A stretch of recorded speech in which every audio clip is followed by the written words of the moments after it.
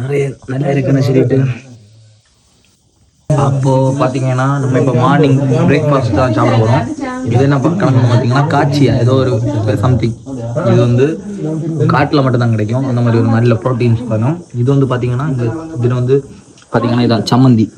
இது வந்து மிளகு உள்ளி அந்த மாதிரி இதெல்லாம் போட்டு சம்மந்தி தேங்காய் அதில் நம்ம இப்படி தொட்டு எப்படி சாப்பிடணும்.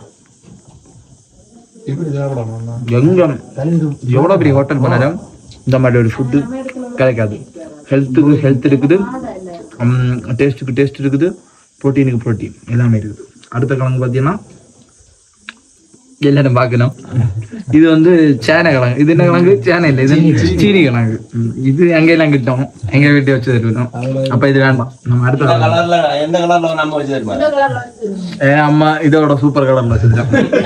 அதுக்கடுத்து இது வந்து பாத்தீங்கன்னா காய்ச்சிங். இது என்ன? இது காய்ச்சல். இது காய்ச்சல் இல்லை, இது சேனை. சேனை இதான் ஃபர்ஸ்ட் வீடியோ. இதுல எப்படி டிப் பண்ணணும், டிப் பண்ணி அப்படி எடுத்து போலாம்.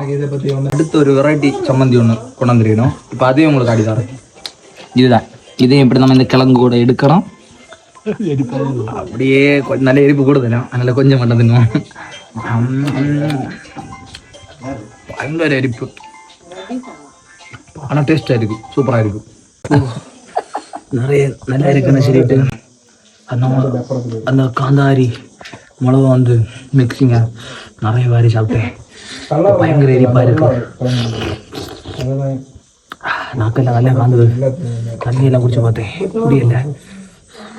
என்ன டேஸ்டா இருந்தாலும் அதை லைட்டா வச்சு சாப்பிடுங்க. அழகா இருக்குன்னு சொல்லிட்டு வாரி சாப்பிடாதீங்க, கடைசி தான் நிலைமை.